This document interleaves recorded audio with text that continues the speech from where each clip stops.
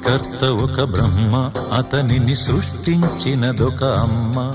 ఆ అమ్మకి తెలియని చిత్రాలు ఎన్నో, ఈ సృష్టిని స్తంభింపచేసే తంత్రాలు ఎన్నో. సృష్టికర్త ఒక బ్రహ్మ, అతనిని సృష్టించినదొక అమ్మ.